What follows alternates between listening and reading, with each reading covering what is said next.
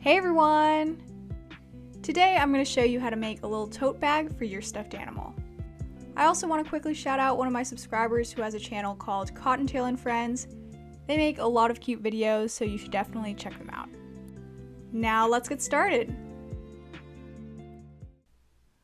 Okay, to make this I'm going to be using some canvas fabric to give it that classic tote bag look, but tote bags can be made out of any kind of fabric you have. I first need to cut out the patterns for this, so here are the patterns I drew. I'll have these linked in the description box, and this is sized for a Build-A-Bear, but you'd always print it out at a different scale, or just draw your own. It's basically a square, and then a rectangle for the straps that you can just measure over your stuffed animal's arm.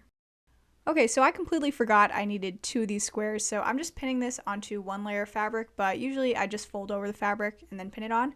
And the very bottom of the fabric has a little bit of a different texture, so I'm just excluding that. For the straps, I need 2 of those as well, so I'm going to pin it on to folded fabric, and then I can just cut it out and have 2. And once I went back to cut out another square, I'm going to set those aside and just work on the straps first. I want to make sure there's no frayed edges sticking out, so I'm folding in the long sides, not fully in towards the middle, but maybe like 1/4 of an inch in. And then I'm kind of creasing that to hold it in place. And then I'm going to fold that in half and then pin it. At this point, if your straps look too thin, you can go back and just fold in those inner edges a little bit less. So I went and compared this to my square pieces just to see if the proportions looked right. Once I've pinned the whole strap, I can now sew this with a straight stitch, so I'm going to go right along where those 2 folded edges met. And I'm trying to go as close as I can to that edge without going over. Here is what they should look like when they're done, and now we can bring back in the square pieces and sew these on. Now, with whatever side of the fabric you want to be on the outside facing down, I'm going to fold over that top edge maybe a little less than 1/4 inch, and then I'm going to do a slightly bigger fold after that, and that'll keep in all those frayed edges. Then I'm going to start pinning on the straps, so while I hem the top edge, it'll also sew on the straps. And I purposely made my straps pretty long, so I knew I'd have some extra, but I just compared this to my stuffed animal and made sure their arm would be able to fit. Now I'm going to sew straight on this fold, as close to the fold I can get without going over. Okay, now I can trim off the part of the straps sticking out. And now I'm actually going to sew along the top edge just to get the upper part of the strap secured. This is optional, but I feel like that's how other tote bags are sewn. Okay, here is how it looks when it's done. I honestly liked the bad side of this better, just because, I don't know, it had more dimension. But I just stuck to my original plan, and this is going to be the outside. And so now I just need to repeat that same thing for the other square. I'm going to use the other one as a guideline for how long the strap should be. Once the other side is done, I can flip the 2 good side to good side and then just pin them together wherever. Mine didn't match up exactly for some reason, but I'm just going to sew a square within both squares, so I'm just going to go around the sides and bottom. Okay, after that, this is technically done, but I'm going to do one more extra step to clean this up, and that's just going to be trimming around the edges so they're all even. And then I'm going to do a zigzag stitch over that to hold in those frayed edges. After going around all those raw edges, this is what it should look like, and now I can turn it inside out. I'm trying to make sure I really poke out those corners so it still has that square shape. But yeah, here is the plain finished tote bag. I think it turned out super cute. I kind of want to just carry it around with me everywhere. I don't know what the purpose would be, maybe just to carry my lip balm. But I could not just leave it plain like this, so I'm going to be decorating this with paint. But I think embroidery would be really cute too.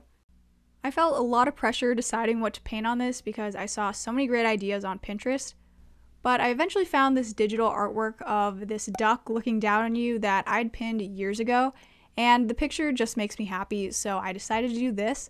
I'll try to look for and credit the original artist in the description box, but this picture just makes me really happy, so I decided to just go for it. But some of my other ideas were like little strawberries or little peaches all over the bag. So there are just so many different possibilities for what you can put on this. Okay, now you're lucky enough to watch me struggle to make a square out of tape. This is so I get really clean edges, but using washi tape was kind of a mistake because it's not very sticky. I would have used masking tape if I had it, but I eventually had to go in with Scotch tape over the top of this because if it's not sticking to the fabric, I wasn't going to get any clean edges. Oh, and before I started painting, I made sure to add a little cardboard insert so it wouldn't bleed through. Okay, so here it is now reinforced with Scotch tape, and this took me forever, but let's get to the fun part, the painting. For For some reason, I was determined to get the colors to match the original artwork exactly, so that took a while, but just some things to note if you're doing a similar, like, square in the middle. When you're painting around the edges, make sure to have your brush go from the tape side to the fabric and not the other way around, because you could be kind of jamming paint under the tape, and you don't want that. I forgot about this rule about halfway through, but mine still turned out pretty clean, so maybe it's not that big of a deal. Okay, I don't think I have to walk you through every step because I'm basically just replicating the painting I saw, but luckily the digital artwork is kind of fuzzy, so I didn't worry about getting super clean lines, but either way, it's a tote bag and it's tiny. It's really hard to get sharp edges anyway. Okay, I've already talked a lot, so let's just transition into a nice, relaxing painting montage.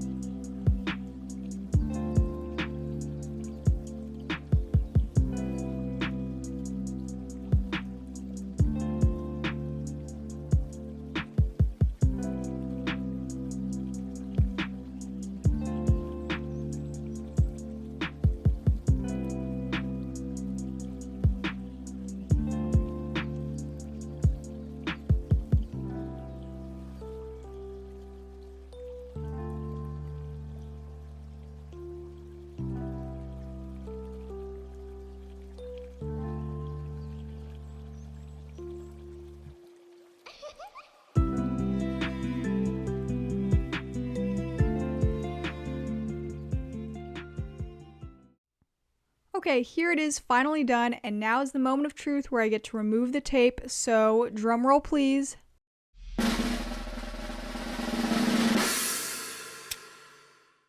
The edges actually turned out way cleaner than I thought because the tape was definitely lifting up at some points, but I'm really happy with how it turned out.